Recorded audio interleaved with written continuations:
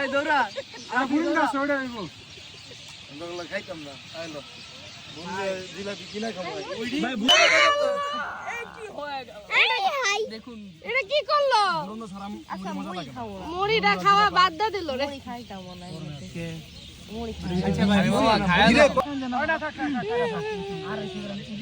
সামনে পাশে জন হাসতেছে এই চাকু নিয়ে বই রয়েছে সেটা কি কর আসসালামু আলাইকুম এভরিওয়ান। সেদিন চলে গিয়েছিলাম ড্যাফোডিল ইউনিভার্সিটিতে।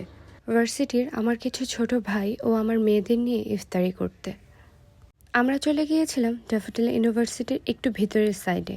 এই জায়গাটা ছিল অনেক সুন্দর, চারদিকে খুব সুন্দর একটি ঠান্ডা পরিবেশ ছিল। এরপর আমরা একটু ভেতর সাইডে চলে গেলাম। এখানে সবাই হাতে হাতে কাজ করছিল, সবাই মিলে একসাথে বসে ইফতারি খাওয়ার জন্য চাদর বিছানো হচ্ছিল। বাবু ওইখানে মুড়ি মাখানোর জন্য কাগজ রেডি করছিল। এরপর সবকিছু ঠিকঠাক করে ইফতারিগুলো নিয়ে আসা হলো। ওই দিন ইফতারিতে আমরা আমাদের স্বার্থ অনুযায়ী সবকিছু রাখার চেষ্টা করেছিলাম। এদিকে কিছু ছোট ভাইরা খেজুর ধুচ্ছিল ও ফল ধুয়ে কেটে নিচ্ছিল, আর ওইদিকে আমরা কাচ্চি বিরিয়ানি ও বোরহানিগুলো সাজিয়ে রাখছিলাম।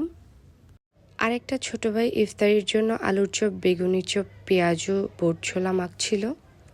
আর এদিকে আরেকজন শরবত বানাচ্ছিল। শরবত বানানোর আগে কিন্তু ভালো করে হাতটা ধুয়ে নিয়েছিল। যেহেতু মাগরিবের আজানের আর কিছুক্ষণ সময় বাকি ছিল, তাই সবাই সবার কাজে ব্যস্ত ছিল। আর ওইদিকে বাবুর রাকিবকে শরবত টেস্ট করাচ্ছিল। আমরা তো সবাই অবাক হয়ে গিয়েছিলাম। পরে শুনি রাকিব কোনো এক কারণে রোজা ছিল না। আর এদিকে রিফাত খুব সুন্দর করে ফলগুলো কেটে নিচ্ছিল, আর আমরা সবাই বসে বসে দেখছিলাম। আর ওদিকে মুড়ি মাখানো হচ্ছিল। ভার্সিটির ছোট ভাইরা সবাই খুব কাজের ছিল। ইফতারিতে খাওয়ার জন্য ওদিন আমরা কাচ্চি আর বুরহানিও নিয়েছিলাম।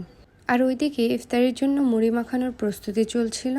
এরপর কথায় কথায় উঠে গিয়েছিল মুড়ির সাথে জিলাপি আর বুন্দিয়া মাখাবে। এটার অমত ছিলাম আমি, কিন্তু এই ইফতারির সাথে জিলাপি আর বুন্দিয়া মাখানোর পক্ষে ছিল আবার কিছু ছোট ভাইয়েরা।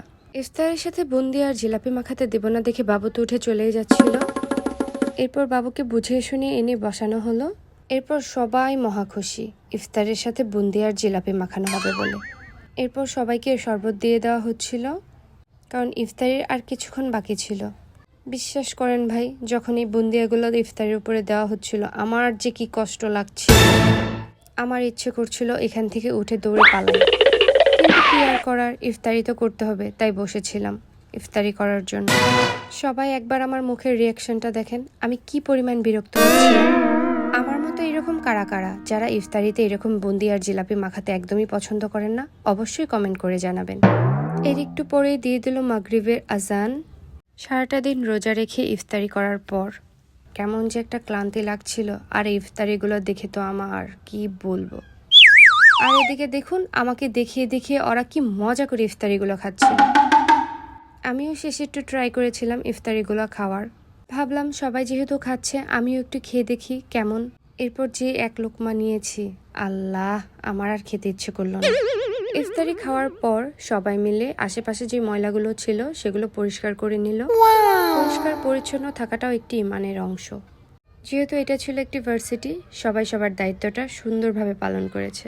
এটা ভার্সিটি হোক বা অন্য কোনো স্থান, আমাদের কারণে কোনো জায়গার পরিবেশ নষ্ট না হোক, এটাই মাথায় রাখা সবচেয়ে বেশি জরুরি। এরপর সবাই সবার বাড়ির উদ্দেশ্যে রওনা হলাম। সবাই ভালো থাকবেন, আমার জন্য দোয়া করবেন। আল্লাহ হাফেজ।